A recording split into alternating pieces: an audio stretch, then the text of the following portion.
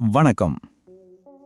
இன்னைக்கு நாம மேற்கு வங்க அரசியல்ல ஒரு பெரிய புயலையே கிளப்பி இருக்கிற ஒரு நம்பரை பத்தி தான் பார்க்க போறோம். இது சும்மா ஒரு நம்பர் இல்ல. இது இந்தியாவோட மிக முக்கியமான ஒரு எலெக்ஷன் ரிசல்ட்டையே மாத்தி எழுதக்கூடிய ஒரு சக்தி. வாங்க இது என்னன்னு இந்த முழு விபரத்திலையும் பார்ப்போம். ஆமா, அந்த நம்பர் இதுதான். 91 லட்சம். சும்மா ஒரு எண்ணிக்கைன்னு நினைச்சிடாதீங்க. மேற்கு வங்கத்தோட தேர்தல் எதிர்காலத்தையே தீர்மானிக்க போற ஒரு பெரிய விஷயம் இது. சரி, இந்த 91 லட்சங்கிற நம்பர் எப்படி வந்துச்சு? இதோட அரசியல் தாக்கங்கள் என்ன? வாங்க இன்னும் கொஞ்சம் ஆழமா பார்க்கலாம். அப்போ நம்ம மனசுல வர்ற முக்கியமான கேள்வி என்னன்னா, இந்த 91 லட்சம் பேரை வாக்காளர் பட்டியலிருந்து நீக்கினது இந்தியாவே உத்து பார்க்குற ஒரு தேர்தலோட முடிவை எப்படி தலைகீழா மாத்த போகுது? இது ஒரு பெரிய அரசியல் மர்மமாவே இருக்கு இல்லையா? சரி, முதல்ல இந்த விஷயம் எப்படி ஒரு சாதாரண ப்ராசஸ்ல இருந்து ஒரு பெரிய அரசியல் பூகம்பமா மாறிச்சுன்னு பார்ப்போம். எல்லாமே ஒரு சின்ன சந்தேகத்துல இருந்து தான் ஆரம்பிச்சது. கொஞ்சம் யோசிச்சு பாருங்க. ஒரு மாநிலத்தோட மொத்த வாக்காளர்கள்ல 11% பேர், அதாவது கிட்டத்தட்ட 9ல் ஒருத்தர் தேர்தலுக்கு கொஞ்ச நாளைக்கு முன்னாடி ஓட்டர் லிஸ்ட்ல இருந்து நீக்கப்படுறாங்க. இது எவ்வளவு பெரிய பாதிப்பை ஏற்படுத்தும்? ஆமா, இதுதான் மேற்கு வங்கத்துல நடந்திருக்கு. இங்க தான் முதல் சந்தேகம் கிளம்புச்சு. ஆரம்பத்துல பாத்தீங்கன்னா மேற்கு வங்கத்துல வெறும் 58 லட்சம் பேர் தான் நீக்கப்பட்டதா சொன்னாங்க. ஆனா அதை விட சின்ன ஸ்டேட்ஸான தமிழ்நாட்டுல 97 லட்சமும் குஜராத்ல 73 லட்சமும் நீக்கப்பட்டிருந்துச்சு. பங்களாதேஷோட ஒரு பெரிய பார்டரை ஷேர் பண்ற மேற்கு வங்கத்துல இவ்ளோ கம்மியா நீக்கப்பட்டது அரசியல் நோக்கர்களுக்கு ஒரு பெரிய ஆச்சரியத்தை கொடுத்துச்சு.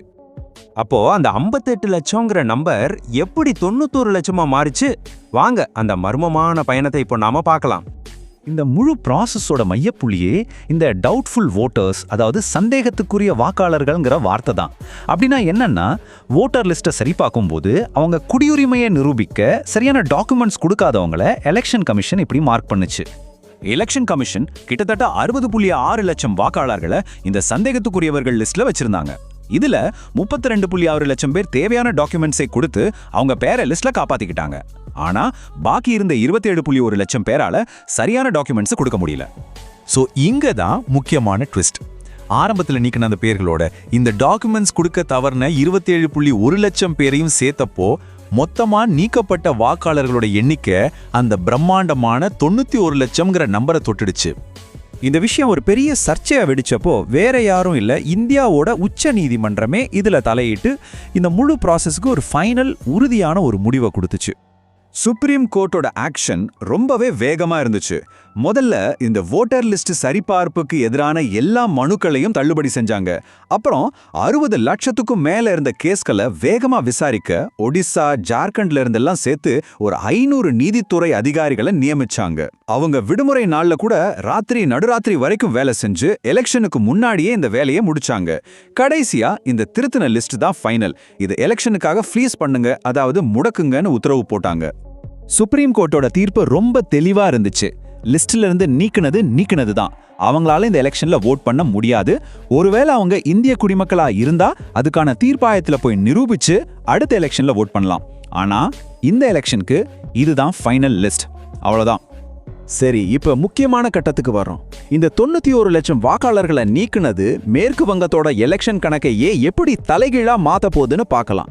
இதுதான் இந்த முழு விஷயத்தோட அரசியல் தாக்கத்தோட மையப்புள்ளி. கொஞ்சம் பின்னோக்கி போவோம். கடைசியா 2021ல நடந்த சட்டமன்ற தேர்தலை எடுத்துப்போம்.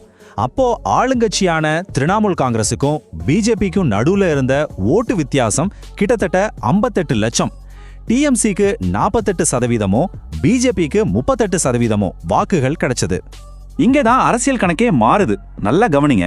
போன எலெக்ஷன்ல வெற்றி வித்தியாசம் 58 லட்சம். ஆனா இப்ப ஓட்டர் லிஸ்ட்ல இருந்து நீக்கப்பட்டவங்க எத்தனை பேரு? 91 லட்சம். அதாவது ஜெயிக்கிறதுக்கு தேவையான வித்தியாசத்தை விட ரொம்ப அதிகமான வாக்காளர்கள் இப்போ போட்டியிலே இல்ல. இது ரிசல்ட்டை எந்த அளவுக்கு பாதிக்கணும் உங்களுக்கே புரியும். இதை இன்னும் சிம்பிளா தொகுதி வாரியா பார்ப்போமா? மேற்கு வங்கத்துல 294 தொகுதிகள் இருக்கு. இந்த 91 லட்சம் பேரையும் பிரிச்சா சராசரியா ஒரு தொகுதிக்கு 31,000 ஓட்டு நீக்கப்பட்டிருக்கு. யோசிச்சு பாருங்க. சாதாரணமா ஒரு தொகுதியில ஜெயிக்கிற வித்தியாசம் ஒரு 5,000லேருந்து 10,000 ஓட்டுக்குள்ள தான் இருக்கும். அப்படி இருக்கும்போது 31,000 ஓட்டு இல்லாம போனா அது எவ்வளவு பெரிய கேம் சேஞ்சரா இருக்கும்னு நீங்களே கணக்கு போட்டு பார்த்துக்கோங்க. இப்போ நாம பார்த்துட்டு இருக்கிற இந்த மூல தகவல் ஒரு முக்கியமான கோணத்தை காட்டுது. அவங்க பகுப்பாய்வின்படி நீக்கப்பட்ட 91 லட்சம் வாக்காளர்கள்ல 95% பேர் முஸ்லீம்கள்னு சொல்றாங்க. பங்களாதேஷ்ல இருந்து சட்டவிரோதமா குடியேறினவங்கள பெரும்பான்மையானவங்க முஸ்லிம்களா இருக்கிறது தான் இதுக்கு காரணம்னு அந்த மூலத்துல குறிப்பிடப்பட்டிருக்கு. நாங்க இதை சொல்லல, அந்த மூலத்திலிருந்து வந்த தகவல் இதுங்கிறத தெளிவுபடுத்திக்கிறோம். இன்னும் சொல்ல போனா அந்த மூலத்தின்படி அதிகமா வாக்காளர்கள் நீக்கப்பட்ட மாவட்டங்கள் எல்லாமே பங்களாதேஷ் பார்டர் ஒட்டி இருக்கு. உதாரணமா முர்ஷிதாபாத்ல 4.5 லட்சம் பேர், வடக்கு 24 பர்கானாஸ்ல 3.2 லட்சம், மால்டால 2.3 லட்சம் பேர் நீக்கப்பட்டிருக்காங்க. இந்த புவியியல் அமைப்பு ஒரு முக்கியமான அரசியல் காரணியா பார்க்கப்படுது.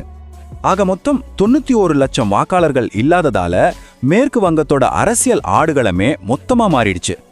வரப்போற தேர்தலோட முடிவு இந்த புது கணக்கு வழக்குகளால தீர்மானிக்கப்படுமா, இல்ல ஒரு புது அரசியல் கதையால தீர்மானிக்கப்படுமா? இது மேற்கு வங்கத்தோட எதிர்காலத்தை மட்டும் இல்ல, இந்திய அரசியலோட போக்கிலும் தீர்மானிக்க போற ஒரு பெரிய கேள்வி. இத பத்தி நீங்க என்ன நினைக்கிறீங்க?